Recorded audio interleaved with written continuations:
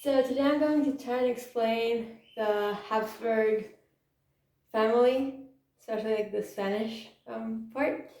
So it's gonna get confusing. Just bear with me, but I'm gonna try my best. I'm not gonna talk about all the Habsburgs, just the Spanish ones, because otherwise that would be impossible. So yes. Well, let's start with the beginning of the House of Habsburg with Werner I, Count of Habsburg. He had a son who would be King Rudolf I. He then would have a son who would also be King Albert I of Austria, I think. Albert I had two sons, King Frederick the Fair and then Albert II, Duke of Austria. Albert II, in turn, had two sons, Albert III, Duke of Austria, and Leopold III, Duke of Austria. Leopold III had had a son called Ernst, Duke of Austria, who then had a son called Frederick III, Holy Roman Emperor. And this is where the Holy Roman Emperor title comes into the family. Then he in turn had a son, Maximilian I, Holy Roman Emperor, who then had a son called Philip I, King of Castile, he got married with Joanna the Mad, Queen of Castile, and here begin the Spanish Habsburgs. So that's a brief background to the Spanish Habsburg. Now, Philip and Joanna, they have a son who is famously Holy Roman Emperor Charles V, who goes on to also be King of Spain. So this is where it starts to get a bit confusing. Well, he marries Isabella of Portugal and they have two kids, Maria of Spain and Philip II. Now, Maria of Spain, she gets married to Holy Roman Emperor Maximilian II, who is also kind of related to Charles.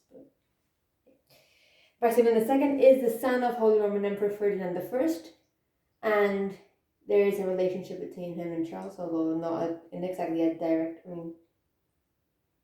I forgot the relationship, but they were related somehow. So Ferdinand I, he has, like I said, two sons. One of them, Maximilian II. I've mentioned him already. Who gets married to Maria of Spain, and Archduke Charles II of Austria. Now, this is where it gets really confusing, and you're probably gonna get lost. So just bear with me. Maximilian II, the second son of Ferdinand I, he has a daughter called Anna of Austria. She gets married to her uncle, who is now King Philip II of Spain, who was the son of Charles V, Holy Roman Emperor. Okay? So far, so good. They have a son called Philip III of Spain. Okay. Until there, we're good. So remember Archduke Charles II of Austria? Well, this Archduke, he has two children, Holy Roman Emperor Ferdinand II and Margaret of Austria.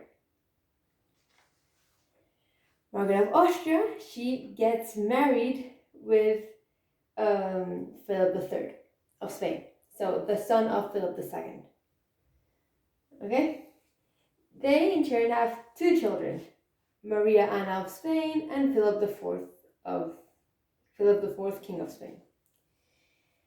Okay, so now remember Holy Roman Emperor Ferdinand II, the son of Archduke Charles II of Austria?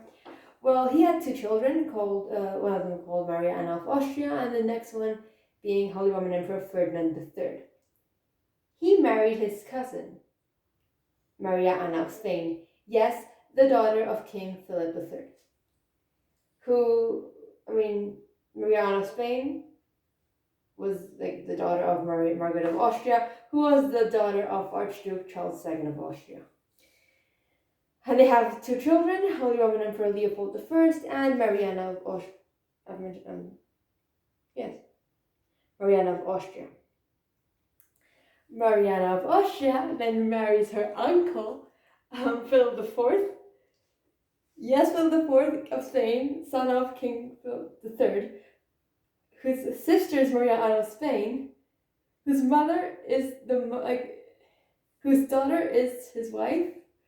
Like, I'm gonna go over it again, don't worry, I'm gonna repeat it. And then Mariana of Austria had, with Philip IV, have a son called Charles II, King of Spain, and he is the guy that best represents the famous Habsburg Joe. So, I know it's really confusing. I'm gonna go over it again, but like from Charles II upwards. So, you have Charles II, right? His parents: Mariana of Austria, Philip IV. Philip IV, his parents are Margaret of Austria and King Philip II. King Philip III. The sister of Philip IV is Mariana of Spain, who gets married to Holy Roman Emperor Ferdinand III and have two children, Holy Roman Emperor Leopold I and Mariana of Austria, yes, the mother of Charles II. Okay, so Holy Roman Emperor Ferdinand III has a sister called Mariana of Austria, and their father is Holy Roman Emperor Ferdinand II, and his own father is Archduke Charles II of Austria, whose daughter Ferdinand II has his sister, Margaret of Austria, whose father is also Archduke Charles II of Austria.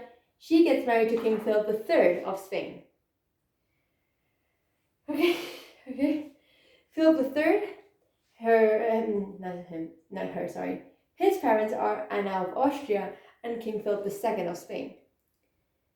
Anna of Austria's father is Holy Roman Emperor Maximilian II, and his father is Holy Roman Emperor Ferdinand I, who's also the father of Archduke Charles II of Austria. They're brothers. Him and Holy Roman Emperor Maximilian II. Well, Holy Roman Emperor Maximilian II marries Maria of Spain. Maria of Spain's brother is King Philip II, who is the husband of Anna of Austria, the daughter of Holy Roman Emperor Maximilian II. And then, Maria of Spain and Philip II, they're both the children of Isabella of Portugal and Holy Roman Emperor Charles V. Yes. I've gone through it twice already, but Charles V and Holy Roman Emperor Ferdinand I, they were kind of related, but I've not looked into the relation that much. I've mainly focused on the relationship between the kings of Spain, because the famous Habsburg jawline. Just look at pictures of Charles II. His jawline is impressive. But it's kind of crazy because Anna of Austria married her uncle Philip II. Then Holy Roman Emperor Ferdinand III married his cousin Mariana of Spain, and then their daughter married her uncle Philip IV. And then they had Charles II, the famous Habsburg jawline, and then came the whole Bourbon dynasty, which is the reigning dynasty of Spain, if I'm not mistaken. But yes, that is the Habsburgs, and I know this video is kind of crazy because I don't have any pictures. I didn't have time to print them. So yeah, it's really crazy. But that is the Habsburg family tree. That was Spanish Habsburgs. I'm going to probably in the description try and clear things up, although I'm going to try my best. It's going to be confusing. I'm sorry. It's a Habsburg. What can you expect? Just look at the jaw of Charles II. That explains everything. So that's pretty much it. I don't think it's going to be very useful unless you were taking notes. Why would you? But unless you were taking notes whilst I was speaking, you could not follow through. Well, I'm probably gonna, if I ever do this topic again, I'm probably gonna use visual aids because just me explaining it to you is really confusing. So yeah, thank you for watching. If you've lasted this far, if you have, well, congratulations. And yeah, I hope you liked it. Bye.